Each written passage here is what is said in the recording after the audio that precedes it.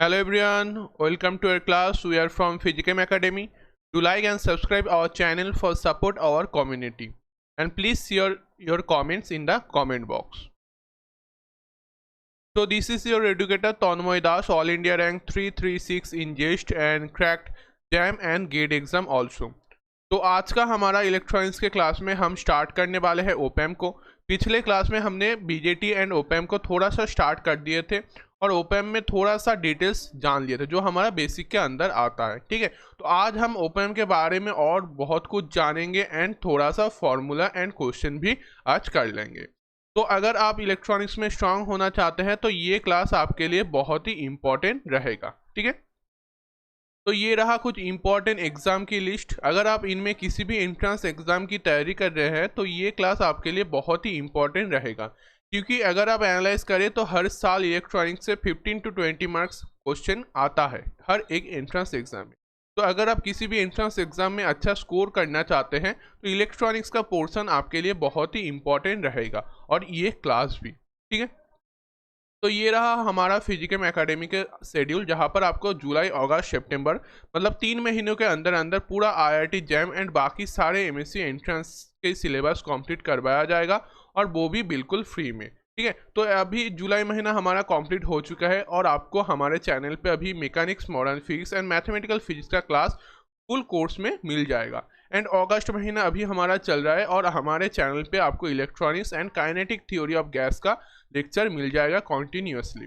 And आगे भी सितंबर महीने पर भी ये क्लास कंटिन्यू रहेगा एंड 3 महीनों के बाद आपका पूरा आईआईटी जैम एंड बाकी सारे एमएससी एंट्रेंस एग्जामों की सिलेबस कंप्लीट हो जाएगा। ठीक है, तो ये रहा हमारा इलेक्ट्रॉनिक्स का सिलेबस जिसके बेसिस में हम हमारा क्लास को आगे ले जा रहे हैं।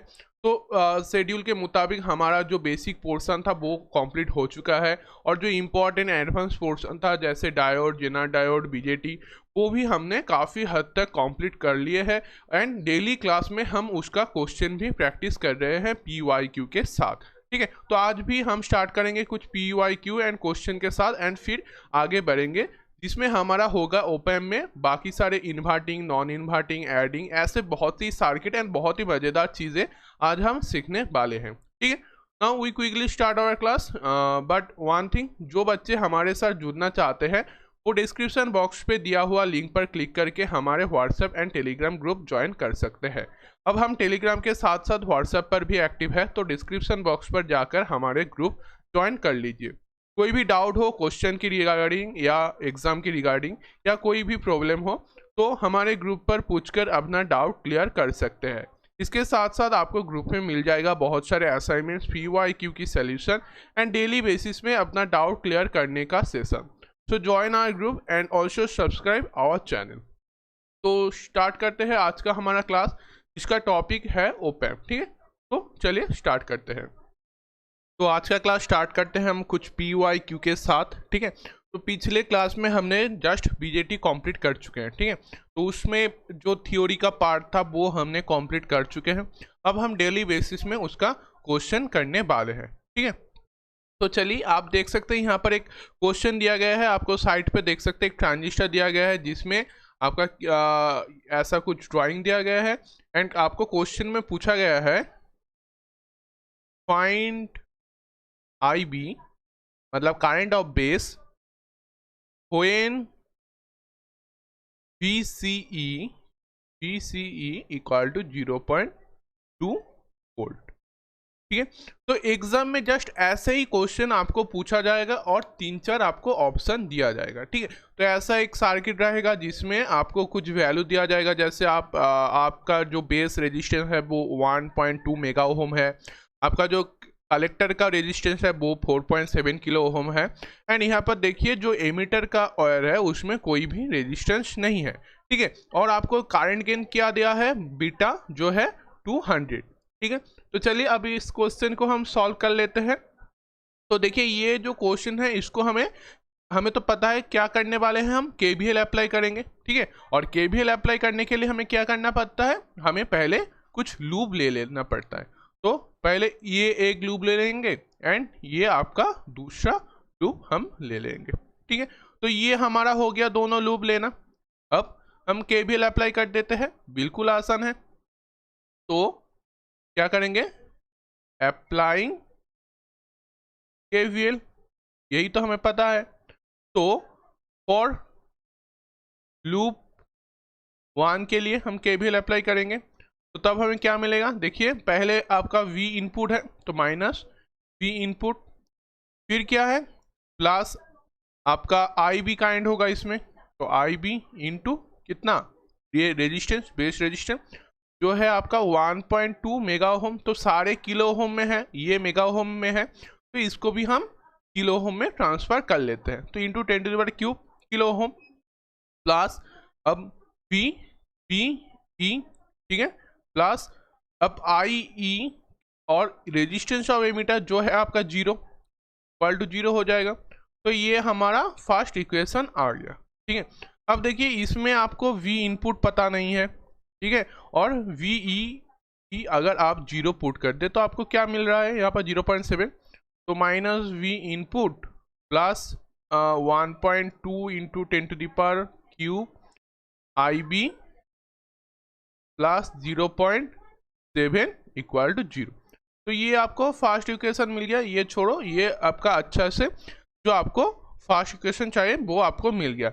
लेकिन देखिए आपको चाहिए आई बी चाहिए, तो आई बी हम कैसे निकाल सकते हैं, यहाँ से भी निकाल सकते हैं, लेकिन यहाँ पर हमें वी इनपुट जरूरत है, ठीक है। लेकिन कोई क्वेश्चन में वी इनपुट तो हमें दिया नहीं गया है, अगर दिया होता तो देखिए कितने आसान तरीकों से आप आई बी निकाल लेते, लूप 1 से आपको लूप 2 पे जाना ही नहीं पड़ता, लेकिन वी इनपुट हमें नहीं दिया गया है। तो अब क्या करें सर, तो अब हम लूप 2 को चेक करेंगे, फॉर लूप 2, ठीक है। अब लूप 2 से हमें क्या मिलेगा, पहले देखिए 10 वोल्ट है तो -10 प्लस 4.7, ये कितना काइंड होगा, IC काइंड होगा, प्लस अब इसमें PCE वोल्टेज कलेक्टर एमिटर का वोल्टेज प्लस IE इंटू 0, क्योंकि इमीटर में कोई आपका रेजिस्टेंस नहीं है तो 0।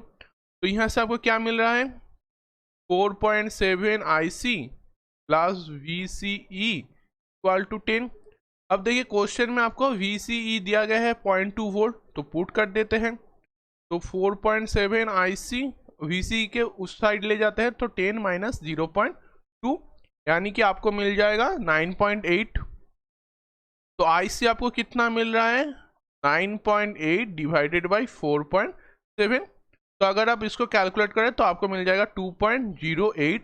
इसका यूनिट क्या होगा, मिली एम्पियर होगा। क्यों सर मिली एम्पियर, क्योंकि देखिए आपका जो सारा रेजिस्टेंस है, रेजिस्टेंस जो है वो किस में है, किलो ओम में है, और आपको क्या पता है अगर रेजिस्टेंस किलो ओम में हो जाए तो आप करंट किस में लेंगे, मिली एम्पियर में लेंगे, ठीक है। तो आपका IC आ गया, लेकिन सर IC हमें किस लिए जरूरत है, हमें तो क्वेश्चन में आई भी पूछा गया है, तो IC आ गया। अब आपको क्वेश्चन में देखिए यहाँ पर बीटा दिया गया है, बीटा इक्वल टू 200, और बीटा आपका क्या होता है, बीटा आपका होता है IC बाई IB, तो यहाँ से आप IB आसानी से निकाल पाएंगे, तो IB आपका क्या हो जाएगा, तो IB आपका हो जाएगा IC डिवाइडेड बाई 200, ठीक है। तो वैल्यू बैठा देता है टू 2.08 डिवाइडेड बाई 200, ये भी मिली एम्पियर में आएगा, तो आंसर आपका क्या होगा 0.0104 मिली एम्पियर, या फिर आप कह सकते हैं 10.42 माइक्रो एम्पियर। तो ये रहा आपका आंसर। देखिए IB आपको पूछा गया था, कितने आसान तरीकों से सिर्फ आप KVL यूज करके आप इस क्वेश्चन का आंसर निकाल पा रहे हैं, ठीक है। तो अगर आपका KVL एंड KCL अच्छे से प्रैक्टिस है तो आप बाइपोलर जंक्शन ट्रांजिस्टर का कोई भी क्वेश्चन बहुत ही आसान तरीकों से कर पाएंगे, ठीक है। तो ये क्वेश्चन तो हमारा हो गया, तो चलिए अब नेक्स्ट क्वेश्चन पे चले जाते हैं। वेट अ सेकेंड,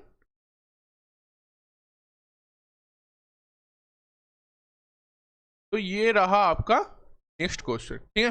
तो देखिए ये थोड़ा सा पेचीदा क्वेश्चन है, मतलब देखने में थोड़ा सा ज़्यादा एलिमेंट्स देख रहा है इसमें। इसमें क्या है, इसमें आपको जस्ट लिखा हुआ है फाइंड BC, ठीक है। आपको ये जो सर्किट दिया गया है एंड इसमें आपको बताया गया है कि आप voltage difference in collector and emitter निकालें, ठीक है। तो आप इसको कैसे निकाल सकते हैं, तो इसमें थोड़ा सा देखने का चीज़ है, देखिए wait a second, colour change कर लूँ तो आपको मैं बता देता हूँ। तो देखिए इसमें ये V इनपुट है, ये आपका कैसा है, DC वोल्टेज सोर्स है, ये तो ग्राउंड है, ये भी आपका ग्राउंड है, और ये -9 वोल्ट है।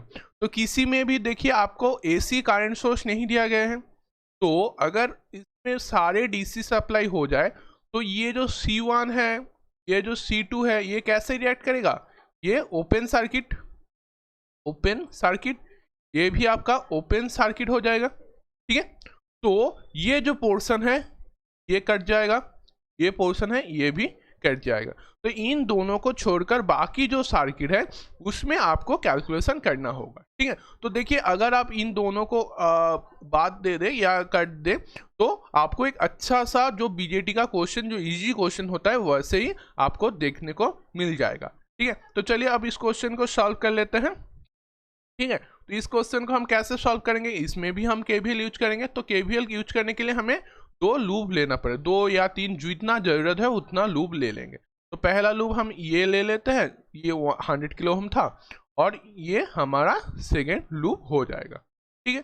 तो लूप हमने ले लिया, अब हमारा नेक्स्ट काम क्या है, अब हम इसमें केवीएल अप्लाई कर देंगे, ठीक है। तो अप्लाइंग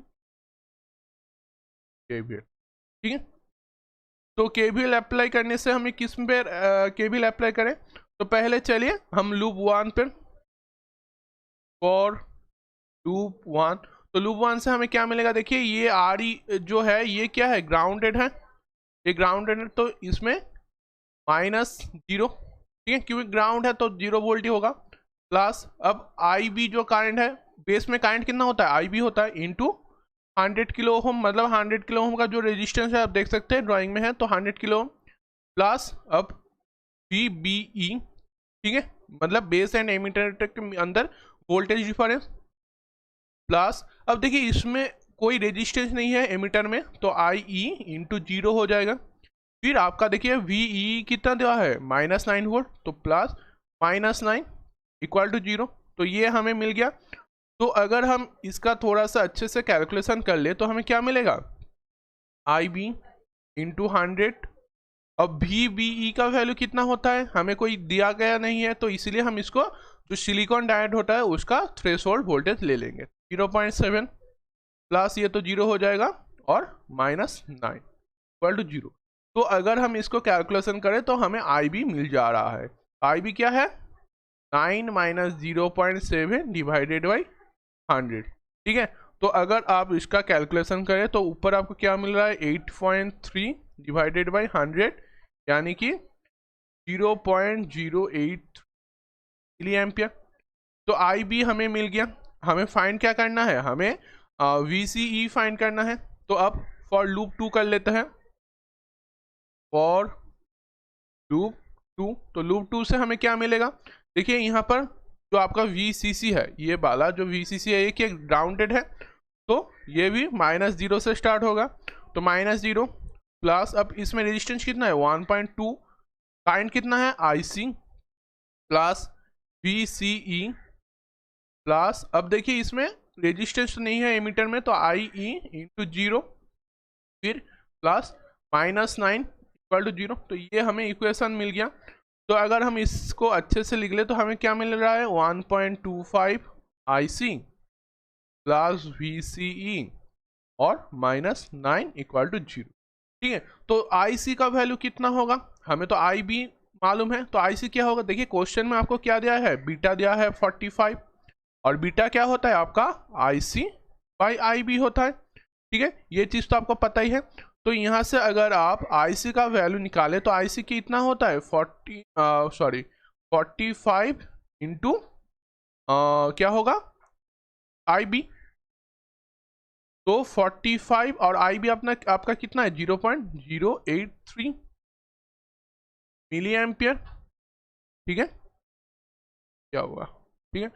तो अगर आप इसका कैलकुलेशन करें तो आपको कितना मिलेगा, वेट अ सेकेंड, अगर कैलकुलेट कर ले तो हमें रहा है 83.735 मिली एम्पियर, ठीक है। तो ये मल्टीप्लिकेशन करने से आपको ये वैल्यू मिल जा रहा है। ठीक है, तो अब हम क्या करेंगे, इसमें जस्ट वैल्यू पुट कर देंगे और VCE निकाल लेंगे। तो VCE आपका क्या होगा, 9 माइनस 1.25 इंटू IC का वैल्यू कितना आया है आपका 3.735।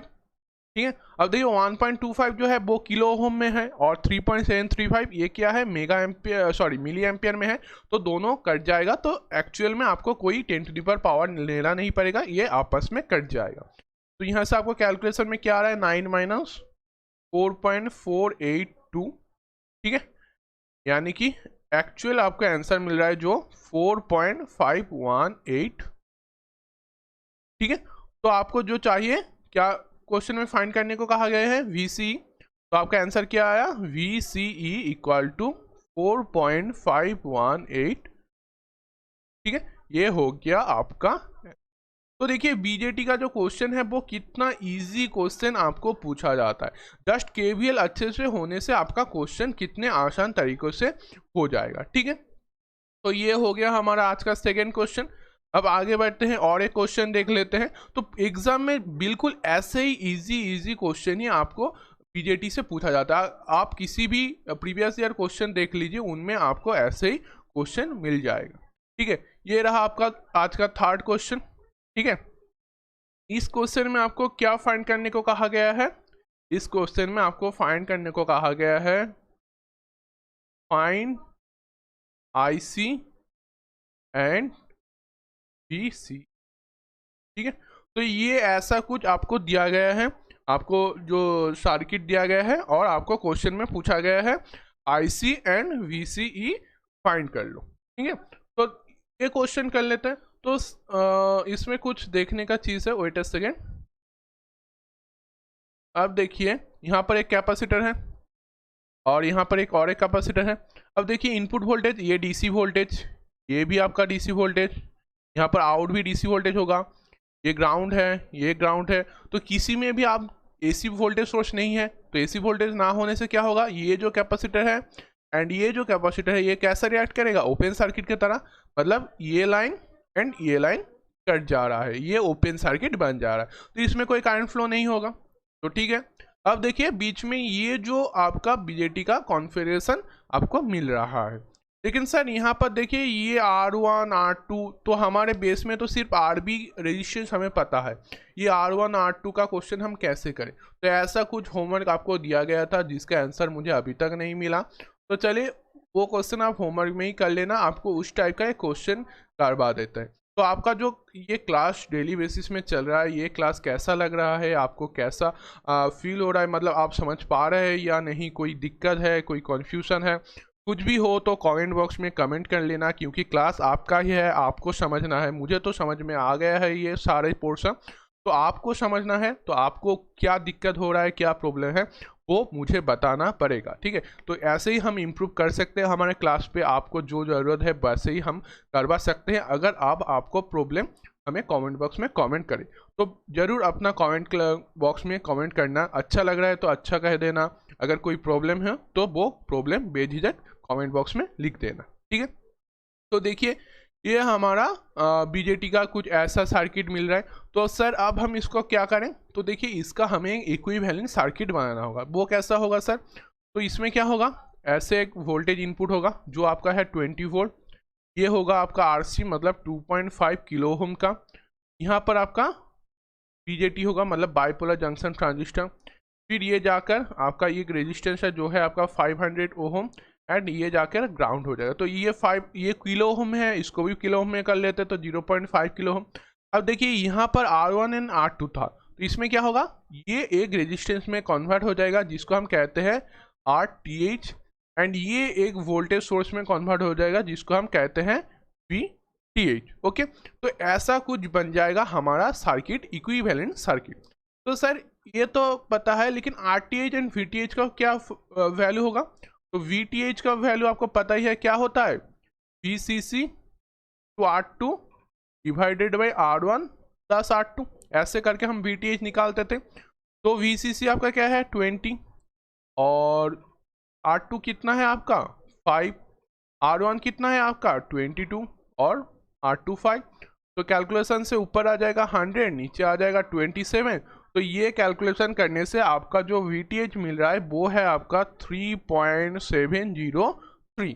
ठीक है, अब RTH कितना होगा सर? RTH का फॉर्मूला क्या था? R1 into R2 divided by R1 plus R2। तो क्या होगा 22 इंटू 5 डिवाइडेड बाई 27, यानी कि ये वैल्यू कितना देगा आपको 4.07 किलो ओम। ठीक है, तो ये दोनों का वैल्यू हमें मिल गया। ठीक है, तो चलिए अब इसका जो हम करना है, हमें KVL अप्लाई करना है, तो चलिए KVL ही अप्लाई कर लेते हैं। तो क्या करेंगे, इसमें लूप लेना होगा। तो पहला लूप हम ये ले लेते हैं एंड सेकेंड लूप हम ये ले लेते हैं। ठीक है, तो अब हमें क्या करना होगा, अप्लाइंग KVL। ठीक है, तो KVL यूज करते हैं किसके लिए? फॉर लूप 1 के लिए।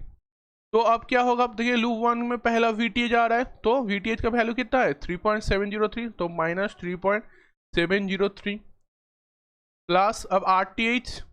ठीक है, RTH का वैल्यू कितना है 4.07 into IB plus GBE plus 0.5 into IE, और ये ग्राउंड हो जा रहा है प्लस 0 इक्वल टू 0। तो ये आ गया हमारा फर्स्ट इक्वेशन। अब इसको अगर हम इजी फॉर्म में चेंज कर ले तो क्या मिल रहा है 4.07 IB, अब VBE कितना होगा 0.7 होगा, तो प्लस 0.5 IE, और बाकी सारे चीज़ें को जिसमें वैल्यू आ रहा है उसको हम जो है राइट साइड में ले आते हैं। तो 3.703 और माइनस 0.7। ठीक है, तो अब हम इसका कैलकुलेशन कर ले तो 4.07 IB प्लस 0.5 IE। अब देखिए कैलकुलेशन को इजी करने के लिए हम 3.703 को 3.7 ले रहे हैं, तो इससे 0.7 माइनस करने से हमें कितना मिलेगा 3 मिल जाएगा। ये 0.3 ये बहुत ही छोटा वैल्यू है, तो इसको इसीलिए हम इसको नेग्लेक्ट कर रहे हैं। ठीक है, ये ले रहे हैं। तो अब ये हमें इक्वेशन मिल गया। अब देखिए क्वेश्चन में आपको क्या दिया गया है, क्वेश्चन में आपको दिया गया है बीटा इक्वल टू 100। तो सर बीटा तो IC क्या होता है, बीटा आपका IC डिवाइडेड बाई IB होता है, लेकिन इस इक्वेशन में IE है एंड IB है, इसमें IC होता तो हम कर लेते, लेकिन हमें तो IE चाहिए। तो IE कैसे निकालें, तो आपको पता है जब हम आपको फॉर्मूला लिखा रहे थे तो IE डिवाइडेड बाई IB क्या होता है आपका गामा होता है, और गामा इक्वल टू क्या होता है बीटा प्लस 1 होता है। बीटा आपको 100 दिया गया है और प्लस 1 यानी कि 101। तो यहाँ से आपको क्या मिल रहा है IE इक्वल टू 101 IB। तो ये फॉर्मूला हम यूज कर लेंगे। तो वैल्यू पुट करने से हमें क्या मिलेगा 4.07 IB plus 0.5 into 101 IB equal to 3, यानी कि आपको कितना वैल्यू मिल रहा है यहाँ से यहाँ से आपको मिल जाएगा, अगर IB को आप कॉमन ले लें तो IB 4.07 plus 0.5 into 101 equal to 3। तो देखिए आपका जो ये IE एंड IB का पोर्शन था वो पूरा IB का पोर्शन आ गया। तो अब आप IB का वैल्यू आसानी से निकाल सकते हो। तो IB कितना होगा आपका 3 डिवाइडेड बाई, इसको कैलकुलेशन से आपको कितना मिलेगा 54.07। ठीक है, तो इसको कैलकुलेशन करने से आपको जो वैल्यू मिलेगा वो होगा 0.0554 मिली एम्पियर। ठीक है, तो IB का वैल्यू आपको मिल गया। आपको फाइंड करना क्या था IC एंड VCE। तो चलिए अब IC भी फाइंड कर लेते हैं। IC कैसे फाइंड करेंगे, IC इक्वल टू क्या होता है आपका 0.0554 टू 100। क्यों, क्योंकि बीटा हमारा 100 है और बीटा हमारा IC डिवाइडेड बाय IB होता है। तो यहाँ से हमें IC का वैल्यू मिल जाएगा। तो अगर आप इसको कैलकुलेशन कर ले तो आपको कितना मिल रहा है 5.548 मिली एम्पियर। तो ये हो गया हमारा जो पहला क्वेश्चन है उसका वैल्यू मिल गया। अब हमें क्या फाइंड करना होगा VCE फाइंड करना होगा। तो VCE फाइंड करने के लिए क्या करना होगा फॉर लूप 2 करना होगा। अब लूप 2 में हमें क्या अप्लाई करना होगा KVL। तो कर लेते हैं फॉर लूप 2। तो अब लूप 2 से हमें क्या मिल रहा है, देखिए पहले आपका 20 वोल्ट फिर 2.5 के, तो लिख लेते हैं पहले 20 वोल्ट तो -20, फिर IC इंटू 2.5, फिर क्या है आपका यहाँ पर BJT है मतलब VCE आ जाएगा, तो VCE प्लस अब इसमें देखिए एमीटर में कितना है 0.5 है, तो 0.5 इंटू IE इक्वल टू 0, क्योंकि वो ग्राउंड है। तो IC का वैल्यू हमें पता है, VCE हमें फाइंड करना है, लेकिन IE का वैल्यू कितना है। तो IE फाइंड करने का आपका पास दोनों तरीका है, एक है IC प्लस IB कर सकते हैं और एक कर सकते हैं IE इंटू IB इंटू 101, क्योंकि आपका दोनों फार्मूला है, क्योंकि आपके पास गामा का वैल्यू आपको पता है। तो ये दोनों तरीकों से आप IE फाइंड कर सकते हो। IC प्लस IB करने से हमें क्या मिलेगा, आई का वैल्यू जो है 5.603, और ये अगर करें तो आपको मिलेगा 5.59 समथिंग, ठीक है। ये भी मिली एम्पियर और ये भी मिली एम्पियर, तो देखिए दोनों का आंसर बहुत ही नजदीक है। तो आप किसी भी जो प्रोसेस है उससे आपका आंसर निकाल सकते हो। तो चलिए अब VCE क्या आएगा आपका, VCE आपका हो जाएगा 20 माइनस IC का वैल्यू कितना है, क्या निकाला थे 5.548 इंटू 2.5, और ये 0.5 इंटू आई क्या आया आपका 5.603, ठीक है। तो अगर आप इसका कैलकुलेशन कर ले तो आपको कितना मिल रहा है 20 माइनस ये हो जा रहा है आपका 13.87, और ये हो जाएगा प्लस 2.8015, ठीक है।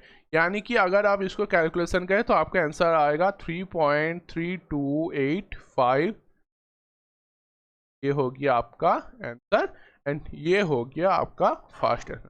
तो देखिए कितने आसान तरीकों से आप एक बीजेटी का क्वेश्चन सॉल्व कर सकते हैं। आज का जो 3 क्वेश्चन था वो तीनों तरीके का क्वेश्चन था, और वो करने में कितना इजी था। अगर आप KVL and KCL, sorry KCL जरूरत नहीं है, केवीएल अगर अच्छे से जान लें तो बीजेटी का क्वेश्चन कितना इजी हो जाता है। सिर्फ आप 2 लूप से पूरा का पूरा क्वेश्चन आप सॉल्व कर सकते हैं। सिर्फ आपको कुछ बीटा गामा ये फार्मूला आपको थोड़ा सा, वो भी बहुत ही आसान फार्मूला होते हैं। तो ये कुछ चीज़ें जानने से आपका बीजेटी का क्वेश्चन बहुत ही आसान तरीकों से हो जाता है, ठीक है। तो आज का PYQ यहीं तक। अब हम आगे बढ़ते हैं जो आज का हमारा ओपैम का न्यू पोर्शन है उसमें, ठीक है। तो ओपैम को जानने के लिए तो चलिए नेक्स्ट पेज पे ही चले जाते हैं। तो बेसिकली हमारा जो लास्ट क्लास था ओपैम का, तो उसमें हमने जो बेसिक चीज़ें होता है एक ओपैम का वो हमने जान लिए थे, ठीक है। तो आज हम वही बेसिक चीज़ें से स्टार्ट करेंगे एंड थोड़ा सा इंपॉर्टेंट कॉन्सेप्ट एंड ओपैम में और थोड़ा सा एडवांस जान लेंगे, ठीक है। तो आज का पहला टॉपिक जो है वो है इंपॉर्टेंट कॉन्सेप्ट ऑफ आइडियल ओपैम, मतलब कुछ कॉन्सेप्ट हम जानने वाले हैं ओपैम के बारे में, ठीक है। तो क्या क्या कॉन्सेप्ट है हमारा ओपैम का। तो पहला जो कॉन्सेप्ट है वो है VGC, ठीक है। तो VGC का मतलब है आपका वर्चुअल ग्राउंड कॉन्सेप्ट। मतलब सर ये वर्चुअल ग्राउंड कॉन्सेप्ट का मतलब क्या है वो हमें समझा दीजिए। तो देखिए यहाँ पर आप देख सकते हैं आपके पास ये जो एक ड्राइंग है ये कैसा है, ये एक ओपैम्प है। आपको साइन पता है, इसमें कुछ इस ट्रायंगुलर शेप में हम एक ओपैम्प को रिप्रेजेंट करते हैं, जिसमें एक V पॉजिटिव होता है एंड एक V नेगेटिव होता है, ठीक है। तो अब हम क्या कर रहे हैं, हम V पॉजिटिव को यहाँ पर ग्राउंड कर दे रहे हैं, V नेगेटिव पर हम एक V इनपुट वोल्टेज दे रहे हैं जिसमें एक R1 रेजिस्टेंस है और एक R2 रेजिस्टेंस है, और यहाँ से देखिए V आउटपुट हमें मिल जा रहा है, ठीक है। तो ये तो हो गया एक बेसिक ओपैम्प का कॉन्फ़िगरेशन, ठीक है। अब इसमें वर्चुअल ग्राउंड कॉन्सेप्ट क्या है, देखिए अगर ये जो पॉइंट है ये V पॉजिटिव का, ये अगर ग्राउंड हो जाए तो इस पॉइंट में आपका वोल्टेज कितना होगा, V इक्वल टू 0 होगा। ये आपको मालूम ही है क्योंकि हमारा जो ये वायर जाकर बाद में ग्राउंड हो जा रहा है, तो ये पॉइंट आपका V इक्वल टू 0 होगा। इसी तरह हम वर्चुअल ग्राउंड कॉन्सेप्ट में क्या कह सकते हैं, अगर ये पॉइंट हमारा V इक्वल टू 0 हो जाए तो ये ऊपर जो V नेगेटिव वाला जो पॉइंट है, इसमें ये नोड का भी वोल्टेज कितना होगा, 0 होगा। ठीक है, मतलब क्या हुआ, यही होता है हमारा ओपैम्प में वर्चुअल ग्राउंड कॉन्सेप्ट, कि अगर कोई टर्मिनल या फिर V पॉजिटिव वो ग्राउंड हो जाए तो उसका वोल्टेज कितना होता है, V इक्वल टू 0 होगा, क्योंकि वो ग्राउंड है। तो ये V इक्वल टू 0 होने से इस ऊपर वाला जो V नेगेटिव पॉइंट है, इसका जो नोड हमें मिल रहा है, ये क्या है, ये बेसिकली आपका नोड है। ठीक है, ये नोड है आपका, तो ये नोड का भी वोल्टेज आपको क्या मिलेगा, इक्वल टू 0 मिलेगा। यही है हमारा वर्चुअल ग्राउंड कॉन्सेप्ट। ठीक है, तो इसके बारे में थोड़ा सा लिख लेते हैं, क्या है। तो आपका वर्चुअल ग्राउंड कॉन्सेप्ट में क्या मिलेगा आपको, आपको तो पता ही है कि हमारा जो वोल्टेज इनपुट होता है वो इक्वल होता है इसमें आपको जो हम ओपैम्प में कैरेक्टरिस्टिक करवा रहे थे उसमें क्या था, पता ही है, 0 पुट ऑफसेट का वोल्टेज। ठीक है, ये हमने कैरेक्टरिस्टिक में आपको लिखाए थे। और ऑफसेट वोल्टेज क्या होता है, ऑफसेट वोल्टेज आपका होता है V2 माइनस V1। मतलब अगर ये आपका V2 हो जाए तो ये आपका V1 है, तो V2 माइनस V1 वो क्या होता है, हमेशा 0 होता है, ये आपको पता ही है। तो इसका मतलब क्या है, V2 इक्वल टू V1 होता है, ये आपको हमने कैरेक्टरिस्टिक में आपको बताया थे। ठीक है, तो अगर V2 माइनस V1 हुआ तो ये जो ओपैम्प है इसका गेन कितना होगा, गेन गेन हम कैसे निकालते थे, गेन हम निकालते हैं V output divided by V input, voltage output divided by voltage, ऐसे ही हम गेन निकालते हैं। तो वोल्टेज आउटपुट को हम VO से डिनोट कर रहे हैं, और वोल्टेज इनपुट क्या है, V2 minus V1 minus V1, और V2 माइनस V1 क्या है आपका 0, तो V आउटपुट डिवाइडेड बाय 0 यानी कि इनफाइनाइट। तो एक आइडियल ओपैम्प का, आइडियल ओपैम्प का गेन कितना होता है, गेन होता है इनफाइनाइट। ठीक है, आइडियल ओपैम्प के लिए, ये प्रैक्टिकल लाइफ नहीं है, ये आइडियल ओपैम्प के लिए इसका गेन होता है इनफाइनाइट। ठीक है, और इसमें क्या होता है, for the above circuit there are no feedback। ठीक है, इसमें हमें कोई फीडबैक नहीं मिलता। ठीक है, और एक इंपॉर्टेंट चीज है, क्या है वो, input terminals have some impedance. मतलब जो इनपुट टर्मिनल होता है जिसमें हमारा V1 एंड V2 अप्लाई होता है, उसमें क्या होता है, सम इम्पीडेंस होता है। ठीक है, तो वर्चुअल ग्राउंड कॉन्सेप्ट यही तक है कि अगर हमारा ओपैम्प हो, ठीक है, ऐसा हमारा ओपैम्प होता है। ठीक है, तो अगर ये पॉइंट आपका ग्राउंड हो जाए और यहाँ पर मान लीजिए आपका एक रेजिस्टेंस लगा हुआ है और यहाँ पर और एक रेजिस्टेंस लगा हुआ है जो इस नोड पे ज्वाइन है, एंड ये आपका V इन है एंड V आउट है। ठीक है, तो अगर ये पॉइंट आपका V इक्वल टू 0 हो जाए तो ये पॉइंट भी आपका V इक्वल टू 0।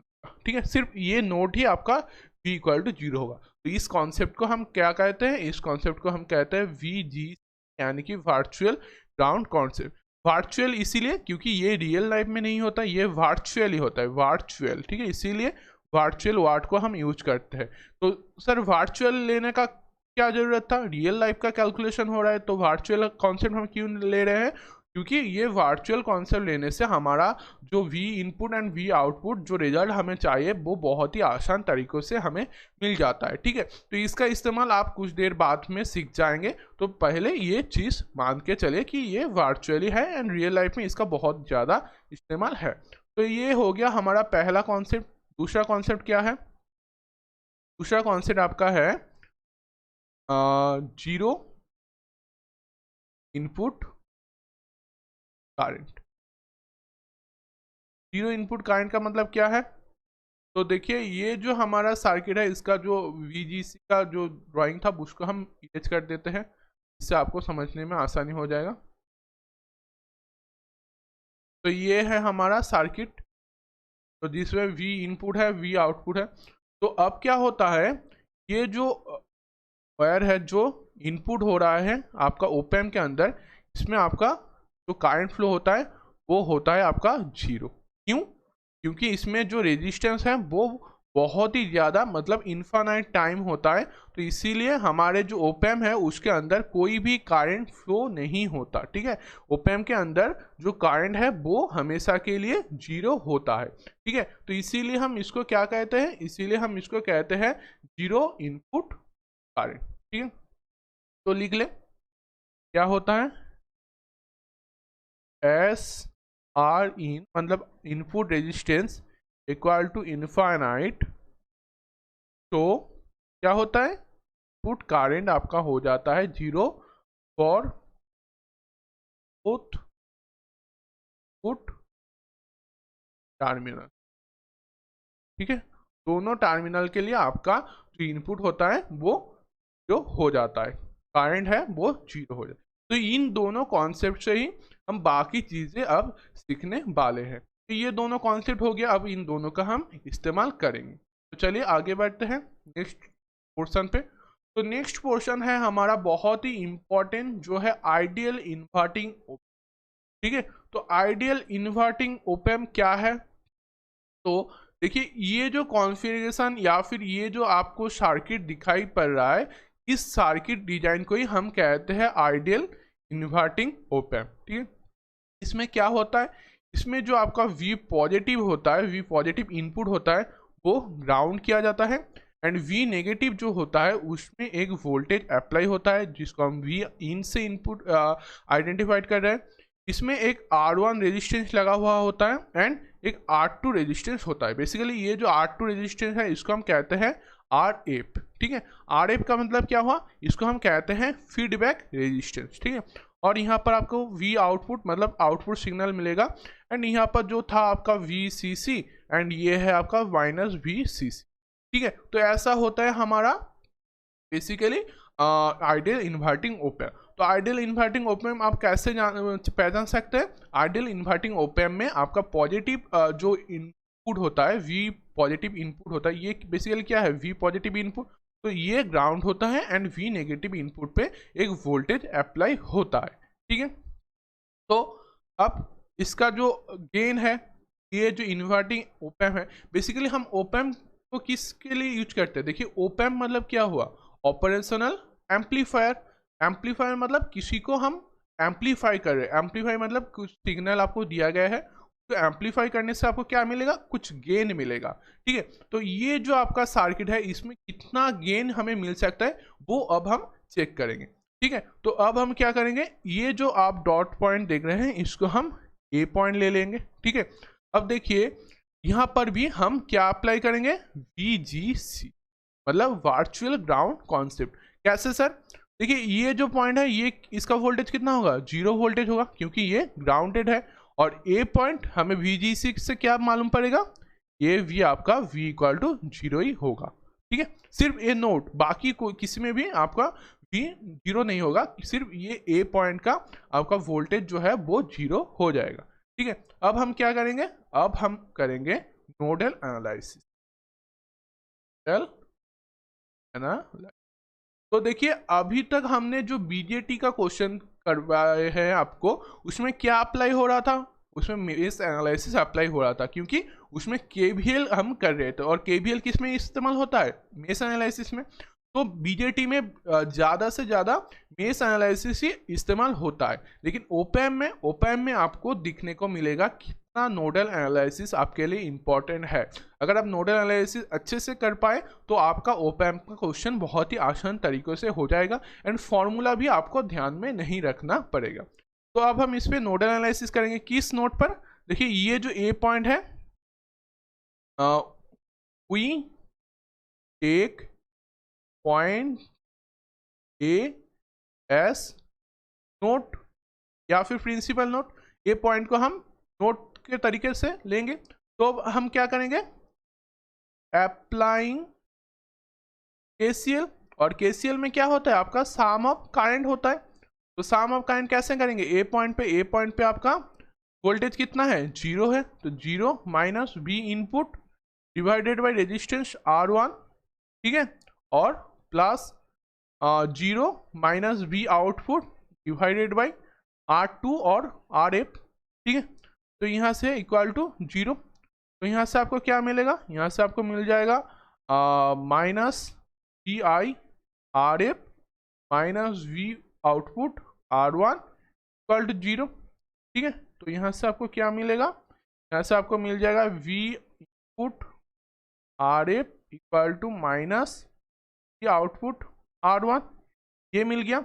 अब हमें क्या चाहिए, हमें गेन चाहिए, यही तो हम फाइंड कर रहे थे, ठीक है।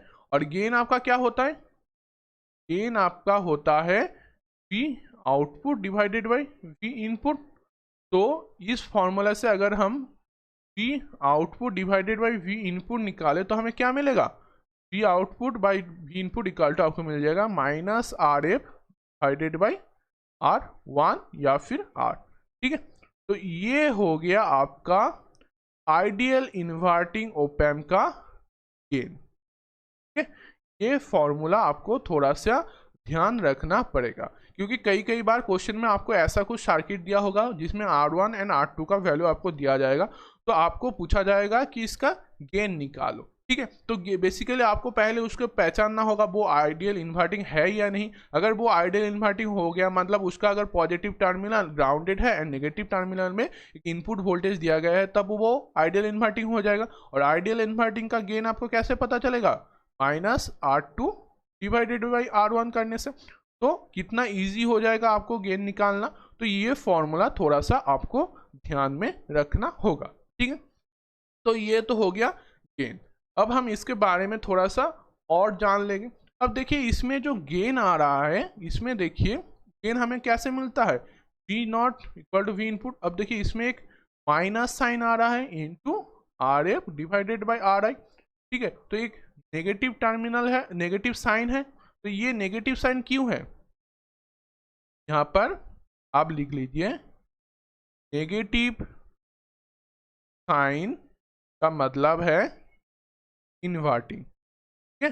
ये इन्वर्ट कर रहा है और इसमें क्या हो रहा है, phase shift 180 degree of output with respect to input. मतलब ये जो हमारा इन्वर्टिंग ओप एम्प है, ये क्या कर रहा है, ये हमारा आउटपुट सिग्नल को 180 डिग्री शिफ्ट कर दे रहा है with respect to input signal. तो कैसे हो रहा है ये देख लीजिए। यहाँ पर आपको एक ग्राफ दिया गया है जो है हमारा ओप एम्प का आउटपुट एंड इनपुट। तो देखिए ये जो ग्राफ है, ठीक है, ये जो ग्राफ है इसमें क्या हो रहा है, आपको एक इनपुट सिग्नल दिया गया है। देखिए जो स्टार्ट हो रहा है 0 से, फिर 1, फिर 0, फिर 1, फिर 0, फिर 1, तो ऐसे करके ये 0 to 1 वेरी कर रहा है, ठीक है। तो पहले ये पॉजिटिव 1 जा रहा है, फिर ये नेगेटिव 1 जा रहा है, ठीक है। ये हो गया हमारा इनपुट सिग्नल। अब देखिए हमारा ओप एम्प मतलब वो एम्पलीफाई करेगा। हमें तो यहाँ पर मिला है गेन, मतलब ये रहा हमारा गेन का वैल्यू। गेन का मतलब ये इसको एम्पलीफाई कर देगा। तो देखिए यहाँ पर हमारा गेन, यहाँ पर इनपुट में कितना था, 1 तक था, लेकिन गेन करने से हमें कहाँ तक मिल रहा है, देखिए 2 तक मिल जा रहा है। ये देखिए -2 +2, -2 एंड +2। मतलब पहले हमारा क्या था, इस पॉइंट तक था, 1 तक, अब ये देखिए 1 गेन हो गया। तो ये क्या है आपका, ये है आपका गेन। आप देख सकते हैं आपका जो इनपुट सिग्नल था वो गेन हो गया, उसका एम्पलीफाई हो गया। अब नेक्स्ट क्या हो रहा है, देखिए यहाँ पर हमारा एक नेगेटिव साइन था, जिसका मतलब है इन्वर्टिंग, मतलब ये इन्वर्ट कर देगा कितना, 180 डिग्री आपका फेज शिफ्ट कर देगा। तो कैसे शिफ्ट कर रहा है, देखिए पहले जो हमारा ओएफ का टर्मिनल था ये क्या हो रहा था, पहले पॉजिटिव 1 की तरफ जा रहा था, लेकिन आउटपुट पर देखिए ये गेन तो हो रहा है लेकिन पहले नेगेटिव साइड पर जा रहा है। तो ये क्या था, पॉजिटिव y की तरफ जा रहा है लेकिन ये पहले नेगेटिव वाई के तरफ जा रहा है। तो ये क्या कर दिया, ये 180 डिग्री फेज शिफ्ट कर दिया।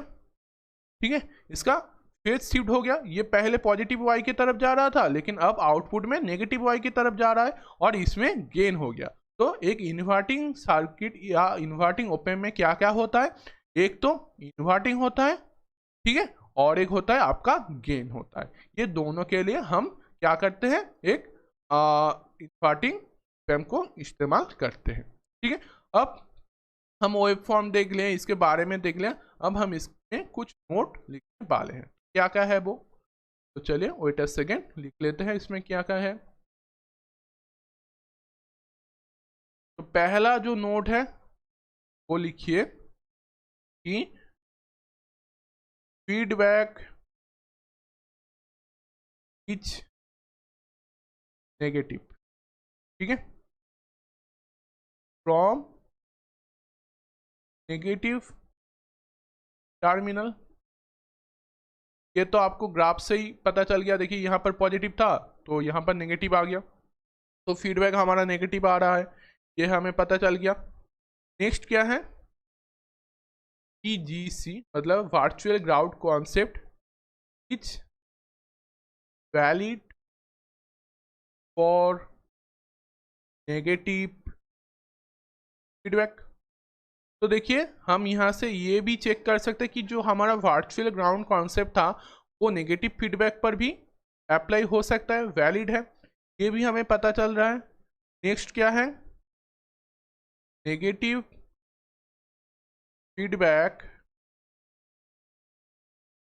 इन ओप एम्प क्या कर रहा है, आपको एम्पलीफाई कर रहा है, एम्पलीफायर की तरह काम कर रहा है। और नेक्स्ट नेगेटिव नहीं, पॉजिटिव फीडबैक क्या करता इन ओप एम्प, वो क्या करेगा, वो ऑसिलेशन करेगा, ऑसिलेशन करेगा। ठीक है, तो ये चारों नोटेबल चीज है। ये चार चीजें आपने अभी देखा है कि हमें यहाँ पर नेगेटिव फीडबैक मिल रहा था तो इसीलिए एम्पलीफाई हो रहा था। अगर ये पॉजिटिव फीडबैक होता तो क्या होता, ये ऑसिलेट करता, ऑसिलेटर की तरह काम करता। और यहाँ से क्या पता चल रहा है कि हमारा वर्चुअल जो ग्राउंड कॉन्सेप्ट है वो नेगेटिव फीडबैक पर भी काम करता है। तो ये चीजें सारे थे हमारा आइडियल इन्वर्टिंग ओप एम्प के लिए। ठीक है, अब हम नेक्स्ट पोर्शन पे बढ़ते हैं। तो नेक्स्ट क्वेश्चन जो है हमारा वो है ideal non inverting op amp. ठीक है, पहला जो था वो आइडियल इन्वर्टिंग था, अब जो है वो ideal non inverting op amp है। तो इसमें क्या डिफरेंस है उससे, तो पहले सर्किट को देख लेते हैं। तो सर्किट में पहला जो डिफरेंस है आप देख सकते हैं, उसमें क्या था, आपका पॉजिटिव ग्राउंड था एंड नेगेटिव में एक वोल्टेज इनपुट हो रहा था। लेकिन देखिए यहाँ पर पॉजिटिव में वोल्टेज इनपुट हो रहा है, लेकिन नेगेटिव जो टर्मिनल है वो क्या है, वो ग्राउंड हो जा रहा है। लेकिन देखिए यहाँ पर R1 है, R2 है, जो इक्वल टू होता है हमारा RF का, और V आउटपुट आपको मिल रहा है। तो देखिए बेसिकली आपका जो सर्किट है वो दोनों में ही एक ही जैसा ही है, सिर्फ चेंज क्या है, पहले हमारा इन्वर्टिंग ओप एम्प में पॉजिटिव टर्मिनल को ग्राउंड किया जा रहा था एंड नेगेटिव टर्मिनल में एक वोल्टेज इनपुट दिया गया था। लेकिन अब नॉन इन्वर्टिंग ओप एम्प में क्या हो रहा है, अब नॉन इन्वर्टिंग ओप एम्प में आपका नेगेटिव टर्मिनल ग्राउंडेड है लेकिन पॉजिटिव टर्मिनल में वोल्टेज इनपुट हो रहा है। ठीक है, ये हो गया आपका बेसिक चीज है। अब देखिए हमारा जो ये पॉइंट को हमने क्या लिया था, ये पॉइंट को हम नोट लिए थे। ठीक है, अब देखिए इस पर ग्राउंड हो गया। ठीक है, अगर ये पॉइंट ग्राउंड हो जाए तो क्या होगा, इसमें वोल्टेज क्या होगा, ये वोल्टेज हम ले लेते हैं। ठीक है, अब देखिए इस पॉइंट में V इनपुट है, ये नोट पॉइंट पे V ले रहे हैं, तो अगर हम VGC कॉन्सेप्ट यूज करें तो क्या होगा, V हमारा हो जाएगा V इन। ठीक है, ये पता चल गया कि वर्चुअल ग्राउंड कॉन्सेप्ट में क्या होता है, हमारा इस पॉइंट पे जो वोल्टेज होता है वो इस नोट पॉइंट पर भी वही वोल्टेज अप्लाई होता है, और ये तो I इक्वल टू 0 होगा और ये भी आपका I इक्वल टू 0 होगा। ठीक है, तो हमें पता चल गया ये इस पॉइंट पर अगर V इनपुट वोल्टेज अप्लाई करें तो ये नोट पॉइंट पर भी हमारा V इनपुट वोल्टेज ही होगा, क्योंकि वर्चुअल ग्राउंड कॉन्सेप्ट यहाँ पर एप्लीकेबल है। तो चलिए अब हम क्या करेंगे, अप्लाइंग नोडल एनालिसिस। आपको पता ही है क्योंकि ओपैम में नोडल एनालिसिस सबसे ज़्यादा इस्तेमाल होता है। तो किस पॉइंट पे, एट पॉइंट ए, क्योंकि ए पॉइंट हमारा नोड है।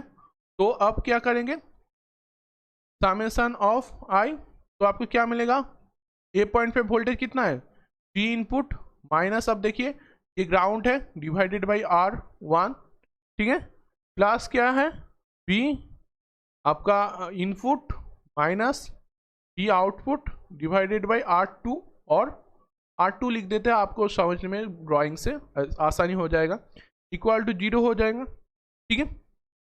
तो अगर हम इसमें कैलकुलेशन कर लें, ठीक है, तो क्या मिलेगा हमें, V input to R two plus V input to R one minus V output to R one equal to 0। तो यहाँ से हमें क्या मिल रहा है, V output R one equal to V input, common ले सकते हैं R one plus R two, ठीक है, ये हमें मिल गया। अब हमें क्या चाहिए, गेन चाहिए। गेन क्या होता है हमारा, V output divided by V input, तो वो हमें क्या देगा, R one plus R two divided by R one, यानी कि ये क्या होगा, 1 plus R two divided by R one, ठीक है, ये हमें मिल गया। तो देखिए हमारा जो नॉन इन्वर्टिंग ओपैम है उसमें गेन हमें क्या मिल रहा है, गेन इक्वल टू आपका होता है V output divided by V input, वो होगा 1 plus R two divided by R one. ये फॉर्मूला आपको ध्यान में रखना होगा, आइडियल नॉन इन्वर्टिंग का गेन कितना होता है। तो देखिए अगर आप चाहिए तो आप फॉर्मूला को ध्यान में भी रख सकते हैं।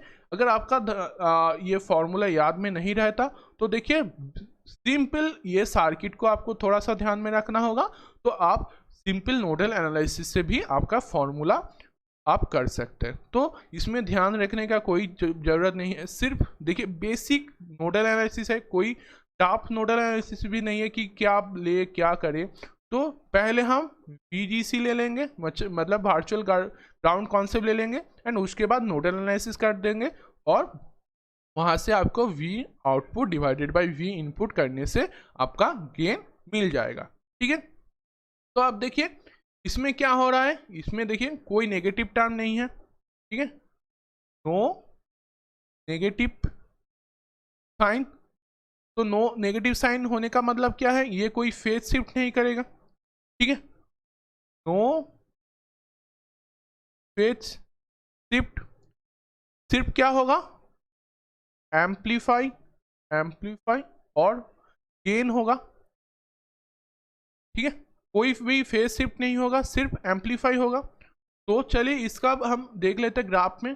तो देखिए ये जो आप ब्लू लाइन में देख पा रहे हैं, ये जो ब्लू लाइन है ये है आपका V इनपुट, एंड ये जो ब्लैक लाइन है ये है आपका V आउटपुट, ठीक है। तो आप देख सकते हैं जो हमारा V इनपुट है वो कितना छोटा सा लाइन है, ठीक है।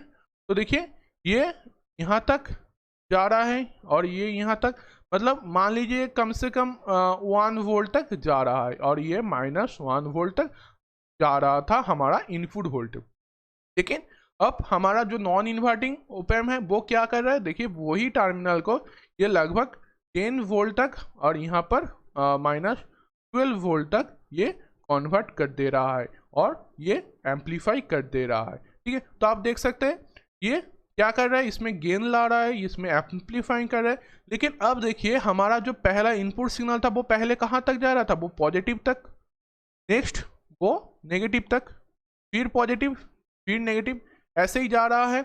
और हमारा जो आउटपुट सिग्नल है वो भी पहले देखिए पॉजिटिव पर गया, फिर नेगेटिव पर गया, ठीक है। तो ऐसे ही ये कोई फेज चेंज नहीं हो रहा था, जो इनपुट सिग्नल में पहले पॉजिटिव फिर नेगेटिव, और आउटपुट पर भी पहले पॉजिटिव फिर नेगेटिव। तो इसमें नो फेज चेंज, ठीक है, कोई भी फेज चेंज आपको देखने को नहीं मिलेगा। तो ये जो आपका इनपुट आउटपुट का जो आपको ग्राफ दिखाया गया है वो आप नोटबुक में थोड़ा सा ड्राइंग करके रख देंगे, क्योंकि ये आपको बाद में इंटरव्यू में भी पूछ सकता है। एंड जब आप इसको रिकैप करेंगे या फिर से पढ़ेंगे तो आपको ये समझने में बहुत ही आसानी हो जाएगा कि इन्वर्टिंग एंड नॉन इन्वर्टिंग में क्या क्या चेंज होता है, ठीक है, क्या डिफरेंस होता है, वो आपको ये ग्राफ से पता चल जाएगा। तो बेसिकली क्या होता है, नॉन इन्वर्टिंग में हमारा गेन तो होता है लेकिन कोई फेज शिफ्ट नहीं होता, लेकिन इन्वर्टिंग में क्या होता है, गेन के साथ साथ उसका फेज शिफ्ट भी होता है। ये हमें आउटपुट एंड इनपुट वेवफॉर्म से देखने को मिलता है। और क्या होता है, जो हमारा ओपैम्प होता है उसमें क्या होता है, ओपैम्प में पॉजिटिव में हमारा इनपुट वोल्टेज इनपुट किया जाता है एंड वी नेगेटिव टर्मिनल में आपका ग्राउंड किया जाता है। एंड इन्वर्टिंग में क्या होता है, बिल्कुल इसका उल्टा हो जाता है, ठीक है। तो यही दो डिफरेंस होता है, ठीक है।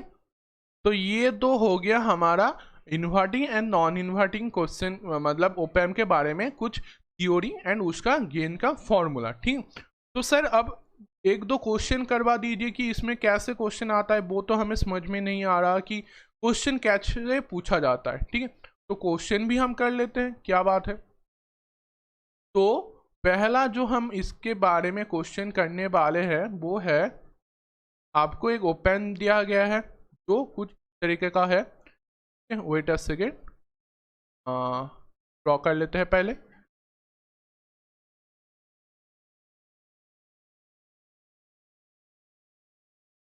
तो इस तरफ कुछ हमारा दिया गया है, V इनपुट हमें दिया गया है 3 वोल्ट, यहाँ पर आपका रेजिस्टेंस है 5 किलो ओम, यहाँ पर है आपका 9 किलो ओम, यहाँ पर आपका है V आउटपुट, ठीक है।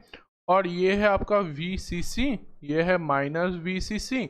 और क्या दिया गया है इसमें, वेट अ सेकेंड देख लेते हैं एक बार क्वेश्चन। हाँ, तो ये आपको दिया गया है पॉजिटिव एंड ये दिया गया है आपको नेगेटिव, ठीक है। हम क्वेश्चन में पूछा क्या गया है, VCC equal to 15 volt, find V output, ठीक है। तो कुछ ऐसा क्वेश्चन आपको एग्जाम में दिया गया है, इसमें आपको VCC दिया गया है एंड सर्किट कुछ इस तरीके का है, तो आपको V आउटपुट निकालना है। पहला काम क्या होगा, पहला काम होगा आपको ये कैसा सर्किट है, नॉन इन्वर्टिंग है या इन्वर्टिंग है, ये आपको पहचानना हो। तो इसमें क्या हो रहा है, देखिए आपका जो पॉजिटिव टर्मिनल है वो ग्राउंडेड है एंड नेगेटिव टर्मिनल में आपका एक वोल्टेज इनपुट दिया गया है। तो positive ground and V negative आपका V इनपुट वोल्टेज दिया गया है। तो ऐसे सर्किट को हम क्या कहते हैं, ऐसे सर्किट को हम कहते हैं इन्वर्टिंग ओपैम्प, ठीक है। आपको पता ही है हमने अभी किया, तो ऐसे सर्किट को हम इन्वर्टिंग ओपैम्प कहते हैं। अब इन्वर्टिंग ओपैम्प में हमें क्या पता है, V output divided by V input equal to -RF divided by R, ये फॉर्मूला हमें पता है गेन से। अब RF कौन सा है, ये है हमारा RF, और ये क्या है, ये है हमारा R।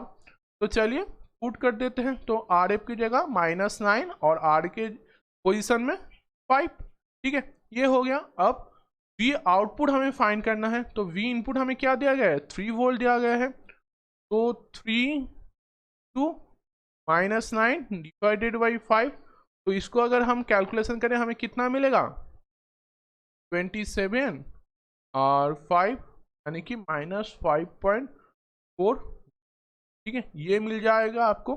तो आपका V आउटपुट क्या है, V आउटपुट है -5.4, ये रहा आपका आंसर।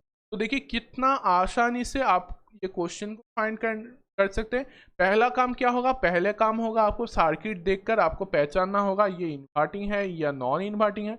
अगर इन्वर्टिंग हुआ तो ये फॉर्मूला यूज कर लेंगे, अगर नॉन इन्वर्टिंग हुआ तो दूसरा फॉर्मूला यूज कर लेंगे, और फॉर्मूला मिल गया तो जस्ट वैल्यू पुट कर दिए और क्वेश्चन हो जाएगा आपके। तो ये हो गया पहला क्वेश्चन। अब दूसरा क्वेश्चन देख लेते हैं। तो दूसरा क्वेश्चन में आपको पूछा गया है, फाइंड V इनपुट।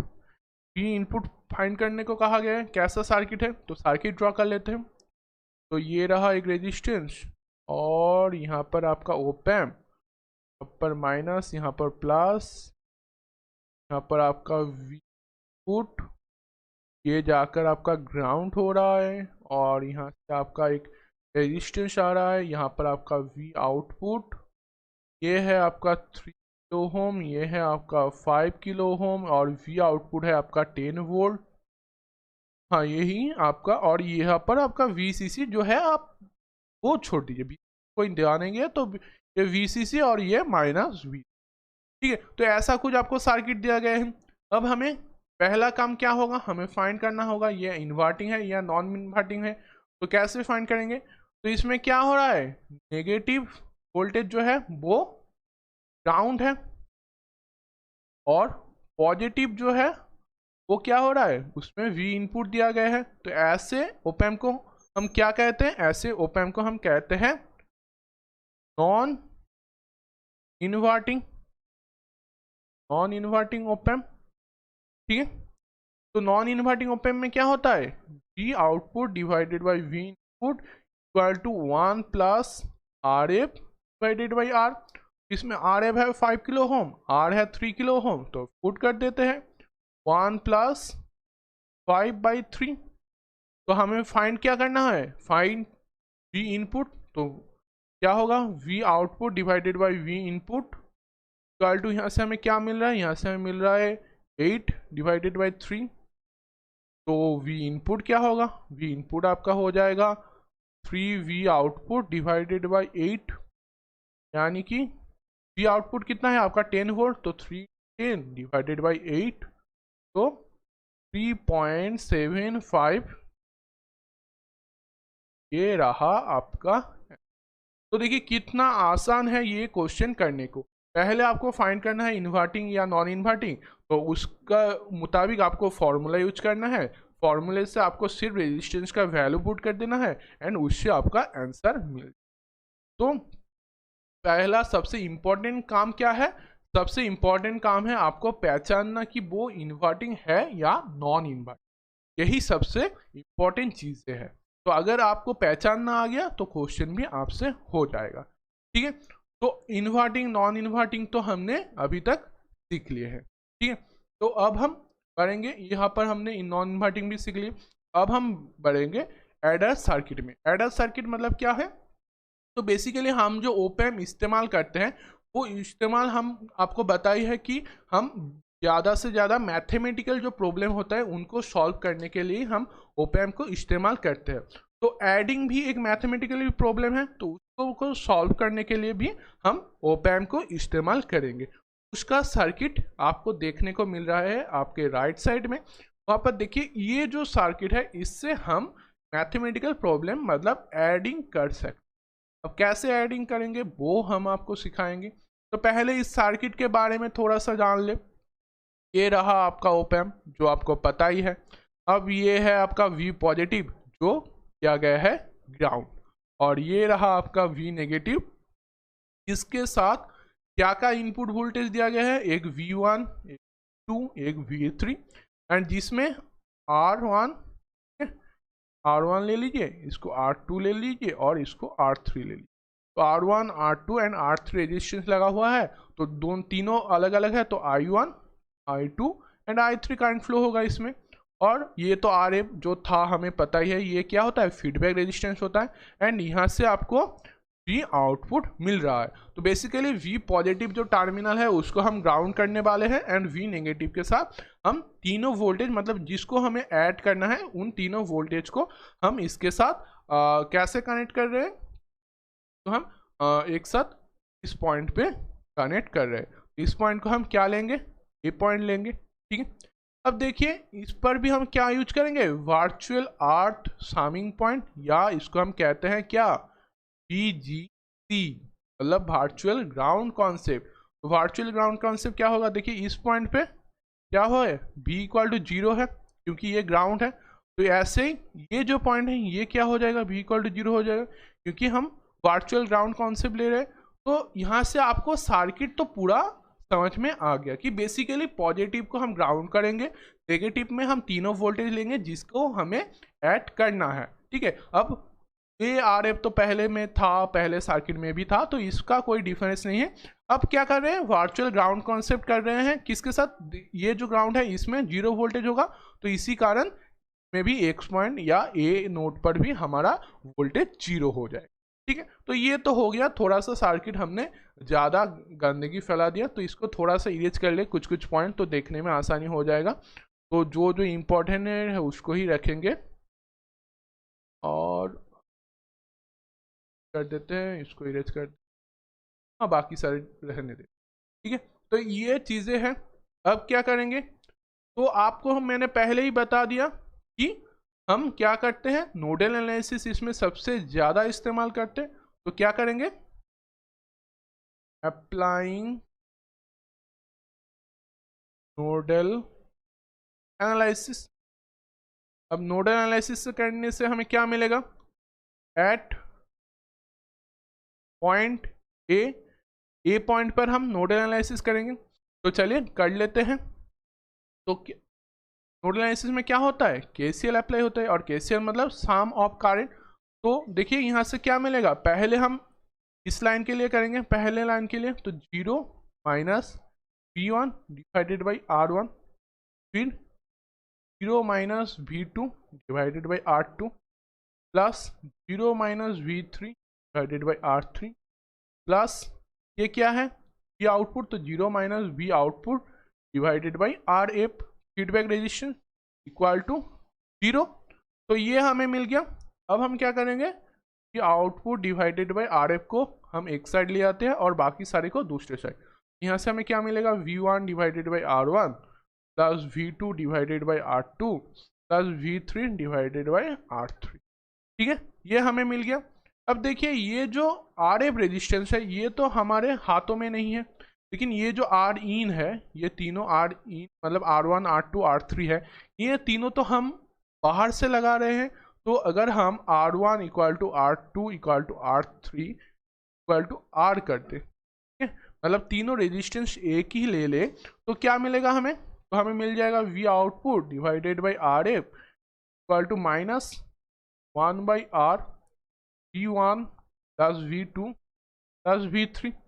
ठीक है, तो यहाँ से हमें क्या मिल रहा है, V output equal to minus RF divided by R1 plus V2 plus V3, यानी कि minus RF divided by R sum of V input. ठीक है, तो यहाँ से आपको क्या मिला, V output equal to minus RF divided by R in summation of. तो यही रहा आपका एडिंग सर्किट का फॉर्मूला। तो इसमें क्या हो रहा है आप देख सकते हैं, इसमें सारे जो वोल्टेज आप इनपुट कर रहे थे, मतलब V1 V2 V3 ये तीनों इनपुट था, तो इन तीनों इनपुट का क्या हो रहा है, यहाँ पर सम हो रहा है या ऐड हो रहा है। तो देखिए ये जो सर्किट है इससे आप मैथमेटिकली सॉल्यूशन कर रहे हैं, यानी कि ऐड कर पा रहे हैं। ठीक है, तो इसमें क्या हो रहा है, आउटपुट ईच, ये क्या होगा, इन्वर्टिंग या नॉन इन्वर्टिंग होगा। देखिए यहाँ पर एक माइनस साइन आ रहा है, और माइनस साइन होने का मतलब ये फेज शिफ्ट कर देगा, तो ये क्या होगा, आउटपुट इज इन्वर्टिंग एम्पलीफायर। ठीक है, मतलब हमें तो गेन भी मिलेगा, आउटपुट भी मिलेगा, लेकिन वो कैसा होगा, इन्वर्टिंग होगा। क्यों, कि यहाँ पर हमें एक नेगेटिव साइन मिल रहा है। ठीक है, ये चीज़ थोड़ा सा ध्यान रखेंगे। तो जब आप प्रैक्टिकल करेंगे लैब में, जब आप प्रैक्टिकल करेंगे तो मान लीजिए आप V1 ले लिए 1 वोल्ट, V2 ले लिए 2 वोल्ट एंड V3 ले लिए 3 वोल्ट, तो आपको V आउटपुट क्या मिलेगा, V आउटपुट मिलेगा -1 + 2 + 3, यानी कि -6। ठीक है, तो अगर आप ये V आउटपुट पर मल्टीमीटर लगाएंगे तो आपको 6 वोल्ट आंसर में मिल जाएगा। तो क्या हो रहा है, एडिंग तो हो रहा है, लेकिन नेगेटिव इन्वर्टिंग होने के कारण उसका फेज शिफ्ट हो रहा है, उसका जो नेगेटिव साइन आपको मिल जाएगा। ठीक है, तो ये हो गया एडर सर्किट एंड उसका बेसिक फॉर्मूला। ठीक है, अब आगे बढ़ते हैं, तो नेक्स्ट पेज पे ही चले जाते हैं हमारा नया टॉपिक के साथ। तो आज का हमारा लास्ट टॉपिक जो है वो है शाफ्ट सब्ट्रैक्ट सर्किट। ठीक है, तो बेसिकली हम बहुत ही छोटे छोटे पोर्शन से स्टार्ट करेंगे। आज ही हम अगर आपको सब सर्किट के बारे में बता दें तो वो आपके लिए थोड़ा सा कंफ्यूजिंग है, ज़्यादा पेचीदा लगेगा। ठीक है, तो इसीलिए हम अच्छे से धीरे धीरे से बहुत ही छोटे छोटे पोर्शन करके आपको एक एक सर्किट एंड ओपैम के बारे में सिखाते जाएंगे। ठीक है, तो एडर सर्किट हमने सीख लिया और उसका जो सर्किट डायग्राम होता है वो कैसे होता है वो भी आपको हमने बता दिया। ठीक है, अब बारी है सब्ट्रैक्ट सर्किट। तो सब्ट्रैक्ट सर्किट कुछ ऐसे हम डिजाइन कर सकते हैं। ठीक है, इसमें ये तो हो गया आपका ओपैम और ये हो गया आपका V नेगेटिव, ये हो गया आपका V पॉजिटिव। अब क्या होता है इसमें V पॉजिटिव में एक वोल्टेज इनपुट होता है और उसमें एक R2 रेजिस्टेंस लगा हुआ होता है एंड और एक जो आपका रेजिस्टेंस है वो R4 एंड जो जाकर ग्राउंड हो जाता है। ठीक है, और यहाँ पर V नेगेटिव में क्या होता है, V1 एक इनपुट होता है, उसमें R1 रेजिस्टेंस लगा हुआ होता है एंड ये जो है R3 ये उसके साथ पैरेलली कनेक्ट होता है और ओपैम के साथ पैरेलली, एंड जो R1 रेजिस्टेंस होता है उसमें सीरीज कनेक्ट होता है एंड जाकर दोनों ही आउटपुट आपको देता है। ठीक है, इसमें कुछ ऐसे तरीकों से आपका जो है सर्किट बनता है। अब ये तो हो गया सर्किट का कॉन्फ़िगरेशन। ठीक है सर, क्या इसमें भी VGC मतलब वर्चुअल ग्राउंड कॉन्सेप्ट क्या अप्लाई होता है? हाँ, इसमें भी आपका वर्चुअल ग्राउंड कॉन्सेप्ट अप्लाई होता है। कैसे? तो देखिए ये जो पॉइंट है इसमें आप मान लीजिए आपका Vx वोल्टेज है। ठीक है, अब आपको पता नहीं है कि इस पॉइंट पे कितना वोल्टेज है। पिछले जो सर्किट था उसमें आपको देखने से ही पता चल गया कि उसमें 0 वोल्ट है क्योंकि वो सिर्फ ग्राउंड हो जा रहा था। लेकिन इसमें देखिए V2 वोल्टेज अप्लाई है तो इसमें जरूर कुछ वोल्टेज तो आपको मिलेगा ही। तो मान लीजिए ये Vx है, तो ये Vx होने से ये पॉइंट का भी वोल्टेज आपका V आएगा। ठीक है, तो ये A पॉइंट, तो VJC के कारण इस पॉइंट पर भी हमें Vx वोल्टेज देखने को मिलेगा। ठीक है, तो ये तो हो गया basic configuration of the circuit. ठीक है, अब हमें क्या करना होगा, तो Vx तो हमने बता दिया कि Vx होगा, लेकिन Vx का वैल्यू क्या है को पता करने के लिए हम क्या करेंगे, बेटा सेकेंड, तो ये ऊपर वाला पॉइंट हम A ले लिए और नीचे वाला पॉइंट को हम B ले लेते हैं। ठीक है, तो अब क्या करने वाले हैं, हमें तो नोडल एनालिसिस आपको बता ही है कि ओपैम में अगर कुछ करो तो वो नोडल एनालिसिस। तो क्या करेंगे, applying nodal analysis at point. ठीक है, पॉइंट बी के ऊपर हम नोडल एनालिसिस करेंगे। तो नोडल एनालिसिस बेसिकली क्या होता है, सम ऑफ करंट, तो कर लेते हैं। अब बी पॉइंट पे Vx voltage minus V2 voltage और डिवाइडेड बाय R2। ठीक है, और क्या होगा, plus Vx minus 0 divided by R4। ठीक है, ये मिल गया इक्वल टू ये 0 देगा। तो अगर हम इसका कैलकुलेशन करें तो हमें क्या मिलेगा, Vx R4 minus V2 R4 plus Vx R2 equal to 0। तो यहाँ से आपको Vx क्या मिल रहा है, Vx इक्वल टू यहाँ पर R2 प्लस R4 कॉमन जा सकता है एंड इस तरफ V2 R4 को हम ले आ सकते हैं। तो Vx आपका क्या हो गया, V2 R4 divided by R2 plus R4। ठीक है, तो ये हमें मिल गया इस Vx पॉइंट का। ठीक है, तो ये वोल्टेज किस पर भी अप्लाई होगा, एट ए पॉइंट पर भी यही वोल्टेज अप्लाई होगा। तो अब क्या करेंगे, applying nodal analysis at point. ठीक है, तो हमने बी पॉइंट पर नोडल एनालिसिस करने से Vx निकाल लिया थे। अब ए पॉइंट पे नोडल एनालिसिस करेंगे तो ए पॉइंट में क्या होगा, उसमें भी sum of current. Sum of current क्या होता है आपका, Vx माइनस V1, क्योंकि उसमें V1 वोल्टेज अप्लाई हो रहा था और रेजिस्टेंस है R1 plus V X minus V output divided by R3, ठीक है। तो इक्वल टू 0 हो जाएगा। तो इसको अगर हम कैलकुलेशन करें तो हमें क्या मिलेगा, V X R3 minus V1 R3 plus V X R1 minus V output R1 equal to 0 मिल रहा है यहाँ पर। तो हम क्या करेंगे, वी आउटपुट को एक साइड ले जाएंगे और वी एक्स को कॉमन ले लेते हैं। We X R1 plus R3 minus V1 R3 और equal to we output R1, ये हमें मिल गया।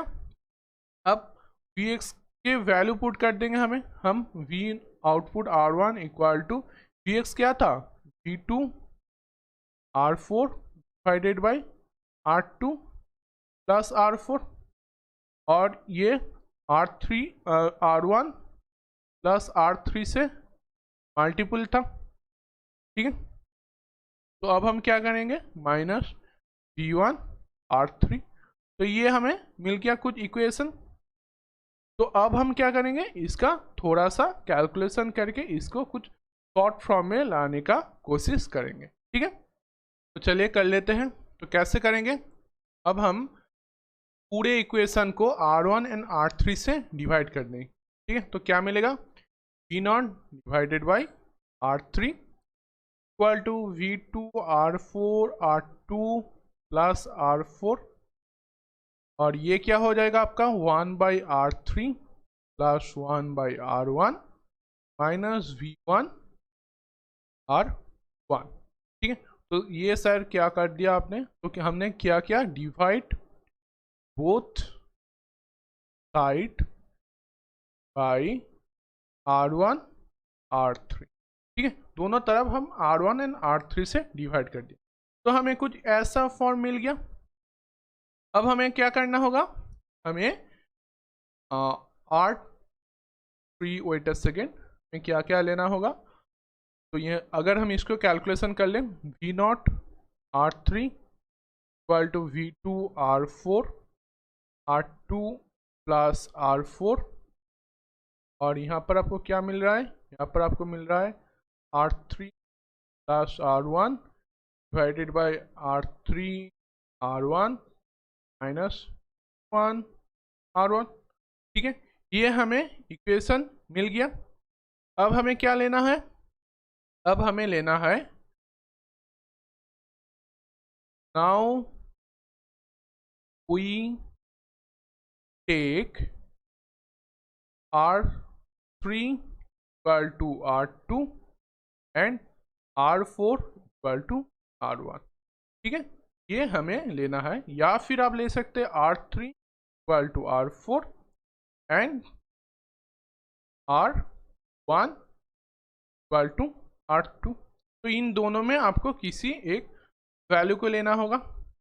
तो तब हमें क्या मिलेगा, तो ये करने से हमें, तो चलिए हम ये पहला वाला ही ले लेते हैं। क्या मिल रहा है, output R3 equal to R2, R2 equal to V2 R4 का मतलब R1 और ये क्या होगा आपका R2 तो था और R4 तो था, ये क्या हो जाएगा ऊपर, ये हो जाएगा आपका R2 प्लस R4 और नीचे क्या हो जाएगा, R3 को हम R2 ले रहे हैं और R1 को R1, ठीक है। तो ये आ गया हमारा और ये क्या था, माइनस V1 R1, तो ये ऊपर और ये नीचे आपस में कट जाएगा। तो हमें क्या मिलेगा, V output divided by R2 equal to R1 divided by R2 R1, ठीक है, माइनस 1 R1, तो R1 R1 आपस में कट जाएगा, ठीक है।